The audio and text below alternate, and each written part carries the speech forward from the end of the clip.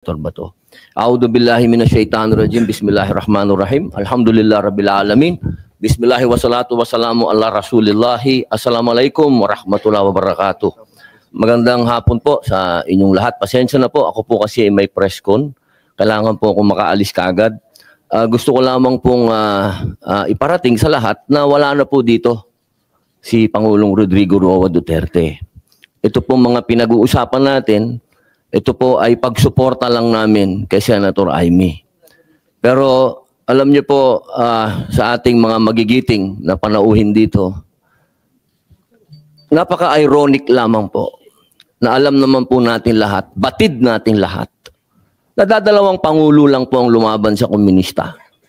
Una, si Ferdinand Marcos Sr. Ano po ang nangyari? Inalis natin sa bansa.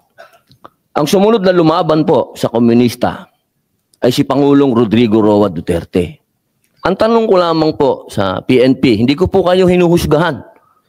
Hindi po ba nyo tinanong man lang sa mga nag-uutos po sa inyo kung bakit natin dadalhin sa The Hague ang ating dating Pangulo na alam naman po natin na buhay ang Communist Party sa Netherlands.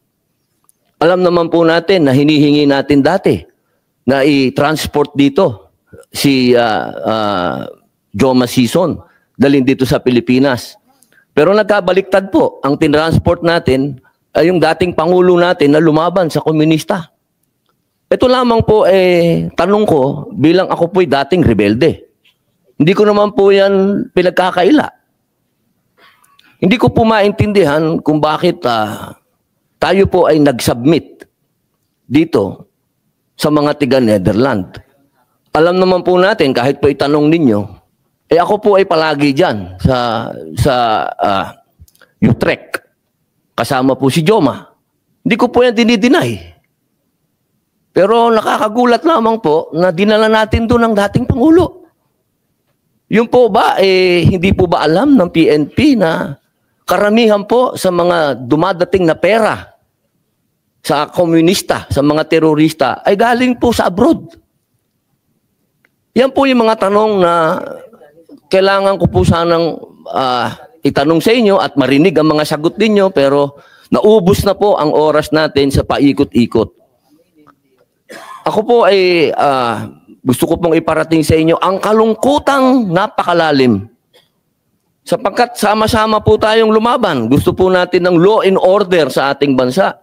Pero pagdating po sa kaduluduluhan, alam niyo po, General Torre, congratulations, nakadalawang medalya na po kayo. Pero alam niyo po, sir, nalulungkot po ako dahil yung katapangan po ninyo, sir, medyo nakalulungkot po. Bakit? Napakatanda na po ni former President, sir. Ako naman po, tagahanga ninyo sa pagka-matapang ninyo, sir, pero napakatanda na po ni former President. At alam naman po natin, sir, na lumaban yan sa komunista. Alam niyo yan, sir.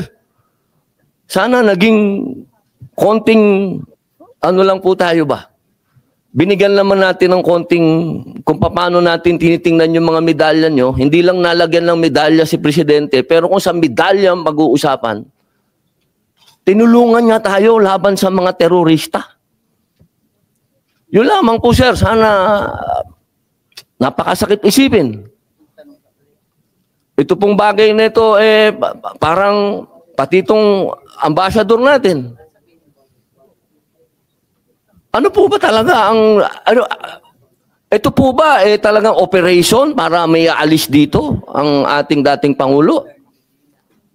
Kanino po ba? Kasi kami, pinopuwersa kami lahat ng mga supporter ni Digong. Na-contempt po kayo. Pero hindi po namin ginagawa.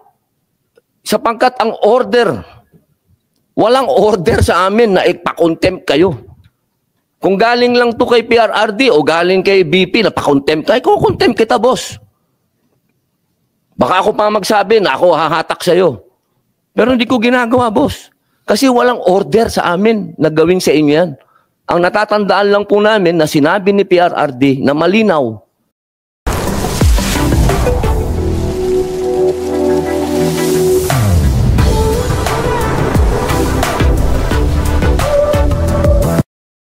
sinabi ng chairman ng PDP na ginagawa lang ng pulis ang trabaho nila.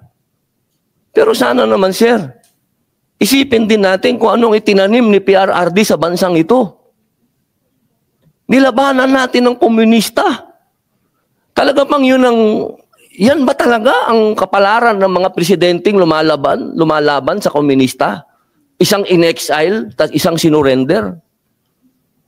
Ano ba po talaga itong bansa natin? Tayo po ba'y demokratiko talaga? Tayo po ba'y under control ng komunista?